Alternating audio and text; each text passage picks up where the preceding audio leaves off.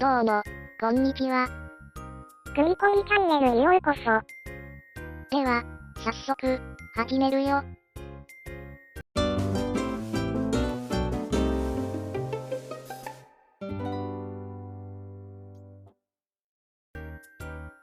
今回は、コアがどう動くかを決める、命令セットと、エンディアンについてだよ。アセンブラを意識し出すと、必ず出てくる内容だね。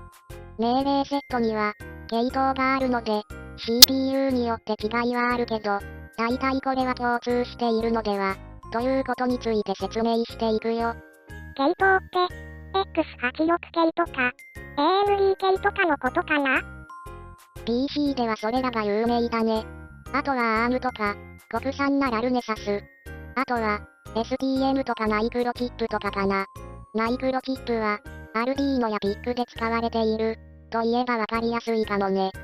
C 言語レベルの実装では、命令セットを意識していると、効率の良いコードが書けたりして、メリットも多いんだ。あまり意識しすぎると、移植性が落ちるけどね。ではまず、命令セットについて見ていこう。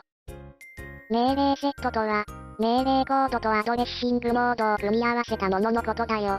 系統というのは、命令コードがどんな構成になっているか、どんなアドレッシングモードがあるかで分かれているんだ。CPU には、アーキテクチャという、いわば回路構成があって、命令セットは、アーキテクチャに最適化されているんだ。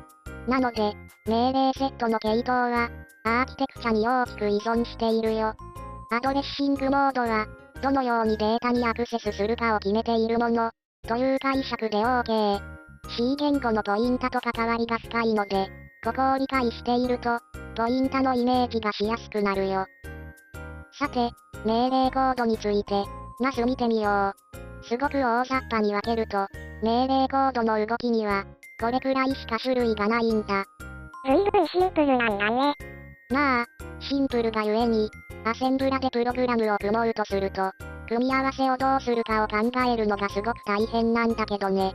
で、C 言語は、コンパイラに対して、こんな機械語にして、を指示する感じになるよ。何もしない。っていう命令コードは、何の意味があるの？ノーオペレーションということで、ノップ、と言われる命令だね。どんな CPU でもある命令で、文字通り何もしないものだよ。パイプラインの実行待ちのような、時間稼ぎに使われるんだ。機械語では、命令コードが動詞にあたり、オペラントと呼ばれる部分が述語にあたるんだ。アドレッシングモードは、オペラントの表現の一つだよ。アドレッシングモードは種類がたくさんあるけど、大きく分けると、直接と間接の2種類だよ。分岐先の指定や、値の格納場所の指定には、アドレスが使われるけど、どう指定するかが違うんだ。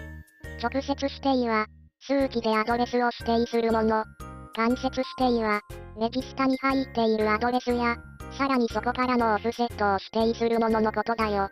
機械語やアセンブラでは、直接使われる数値のことを、イミディエイト値、と呼ぶんだ。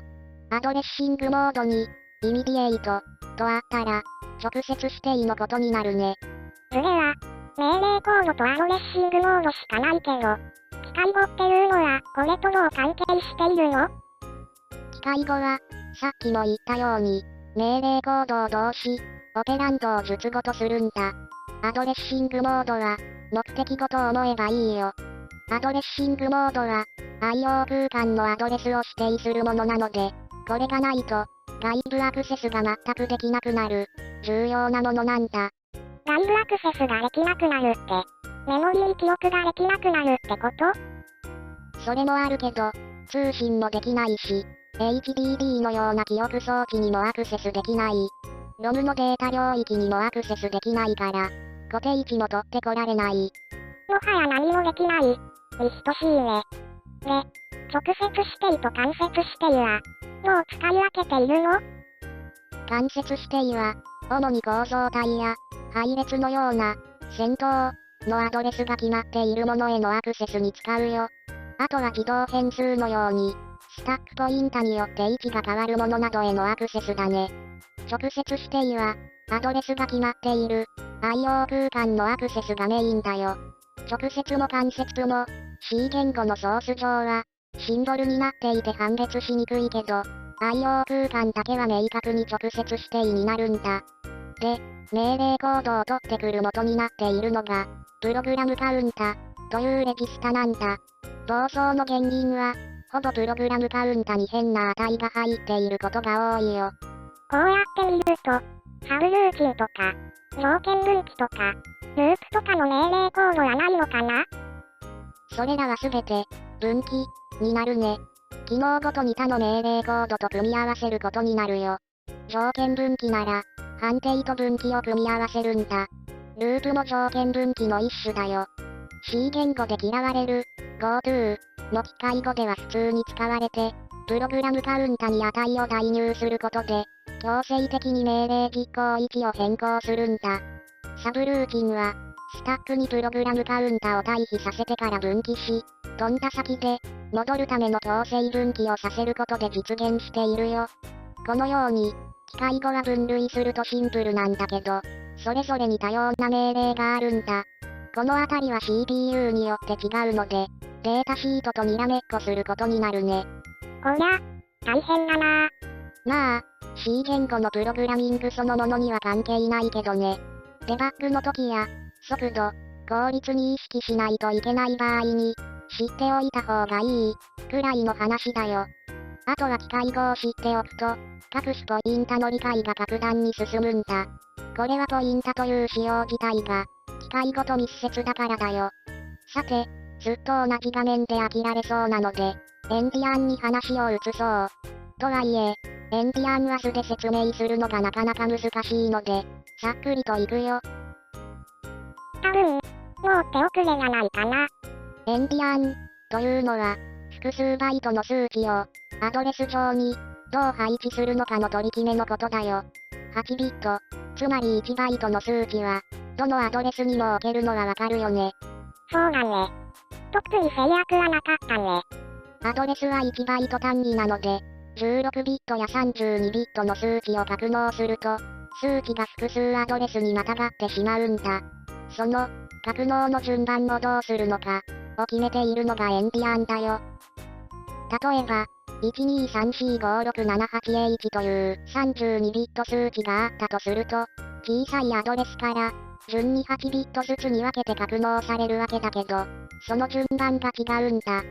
左側のように、最終アドレスに末尾が来るのがビッグエンディアン。右側はその逆で、スモールエンディアンというよ。CPU のアーキテクチャ依存で、設定で選べることもあるんだ。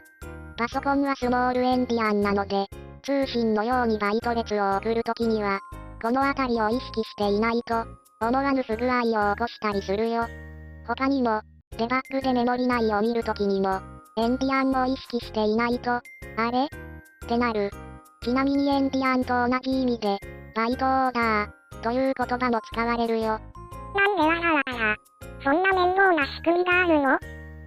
どちらも一長一短があって、スモールの方は、メモリアクセス時に並べ替えが必要だけど、アドレスが小さい方に解バイトがあるので、塩酸との親和性がいいんだ。ビッグはスモールと逆の性質だね。